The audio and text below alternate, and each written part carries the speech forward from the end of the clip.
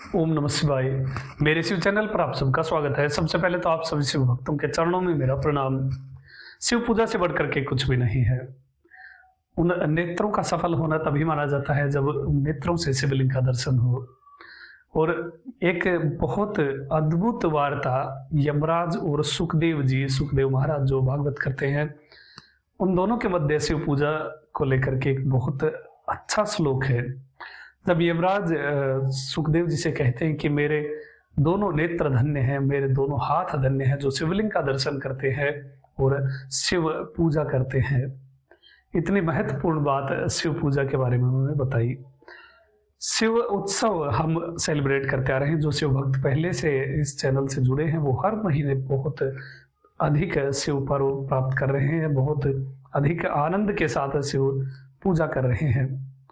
महाद्रा नक्षत्र हो, मुख्य नक्षत्र हो, कृतिका नक्षत्र, आद्रा नक्षत्र, अभी दक्षिणामूर्ति पूजा आपने वसंत पंचमी पर करी, उससे पहले कुंभ संक्रांति करी, और इसी उस महापर्व, महा उत्सव, महाशिवरात्रि के रास्ते में हम जैसे जैसे आगे बढ़ रहे हैं तो भगवान शिव के पर्व उत्सव हमें प्राप्त हो रहे हैं। उन्हीं में से फरवरी का एक टॉप मोस्ट, एक बहुत महत्वपूर्ण पर्व आ रहा है जिसे मघा नक्षत्र कहते हैं।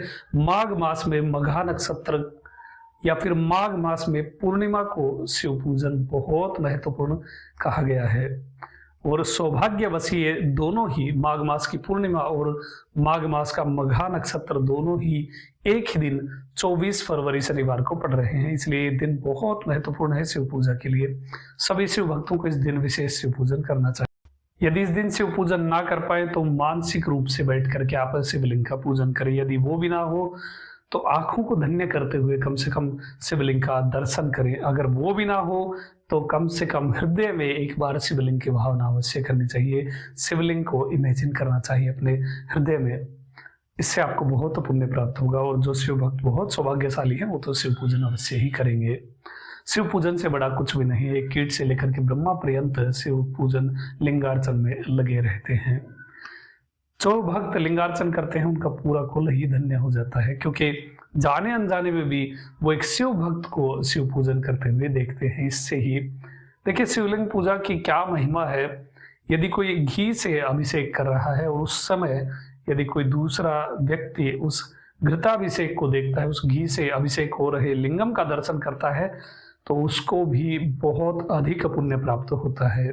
ऐसी महिमा है शिवलिंग पूजा के बारे में। शिवलिंग पूजा के बारे में कभी विस्तार से मैं चाहता हूं कि कम से कम 1 घंटा आप सभी शिव भक्तों को कंटिन्यूसली मैं इस चैनल पर सभी शिव भक्तों के लिए शिव पूजा की महिमा कहूँ।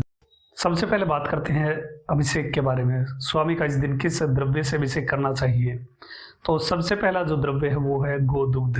गाय के दूध से पूर्णिमा के दिन शिवलिंग को स्नान कराने का बहुत अधिक महात्म्य है।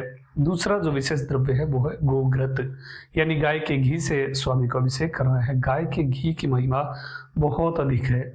गाय के घी से शिवलिंग का स्नान कराना यानी स्वामी को प्रसन्न करने जैसा है, क्योंकि सभी द्रव्यों में जो सबसे टॉप जो द्रव्य बताया गया है वो गाय का घी ही बताया गया है। गाय के घी से यदि कोई शिव भक्त 1 महीने तक लगातार शिवलिंग का पूजन करता है, शिवलिंग का अभिषेक करता है, तो ऐसा शिव भक्त अपने पूरे कुल का उद्धार कर देता है। इसके साथ ही जो तीसरा विशेष द्रव्य है वो है केला।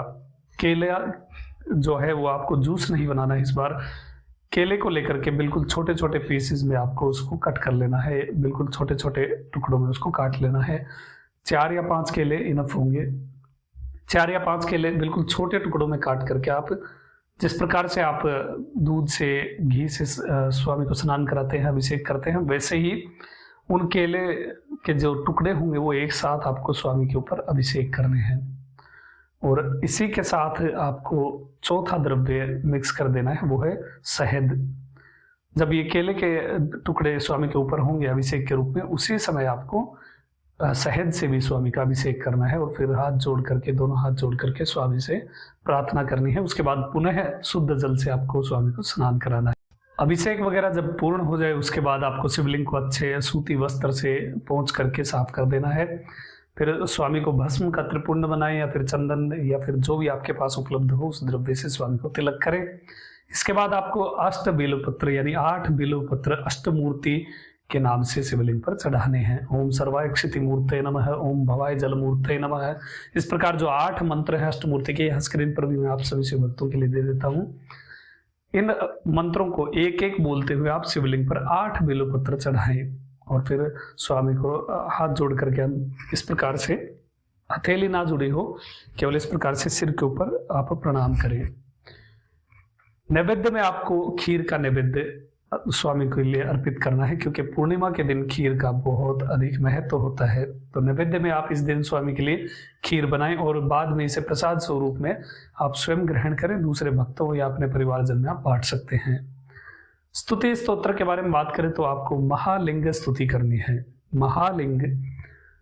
महालिंग की महिमा में क्या ही कहूं, क्योंकि इनकी एक पूरी अलग से सीरीज आने वाली है। महालिंग वो लिंगम है जो लिंग शिरोमणि कहा जाता है, और ये वो शिवलिंग है जिसकी पूजा खुद हमारे स्वामी महादेव ने, भगवान शिव ने खुद इस शिवलिंग की पूजा की थी। क्यों की थी, इस बात को सुनकर के बहुत सारे शिव भक्त जो नए जुड़े हों कंफ्यूज हो जाएंगे, इसलिए ये क्या स्टोरी थी, क्यों स्वामी ने शिवलिंग की पूजा करी, तो उसके बारे में जो वीडियो पहले ही इस चैनल पर बहुत पहले आ चुका है, उसका लिंक यहाँ आपको आई बटन पर मिल जाएगा, इस वीडियो के डिस्क्रिप्शन में भी है, वहां जाकर के आप देख सकते हैं महालिंग की क्या महिमा है, उस लिंगम की क्या महिमा होगी जिसकी पूजा स्वयं भगवान शिव ने की है। महालिंग भी मुक्ति स्थलों में से एक है। और आप सभी शिव भक्तों की जानकारी के लिए बता दूं, महालिंग भी वो क्षेत्र है जो अरुणाचल के समकक्ष है, क्योंकि महालिंग भी स्मरण मात्र से ही मुक्ति प्रदायक है।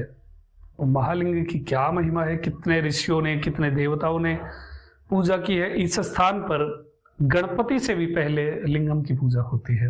गणपति यहाँ खुद हाथ में पुष्प लेकर के बैठे हैं शिव पूजा के लिए। पूरी एक अलग से महालिंग क्षेत्र की पूरी सीरीज इस चैनल पर जल्द आएगी। तो महालिंग स्तुति आपको इस दिन अवश्य करनी चाहिए।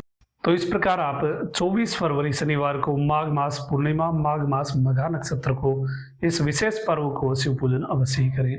अभी तक के लिए इतना ही। आपका दिन शुभ हो, महादेव कृपा करें। अरुणाचल शिव। ओम नमः शिवाय।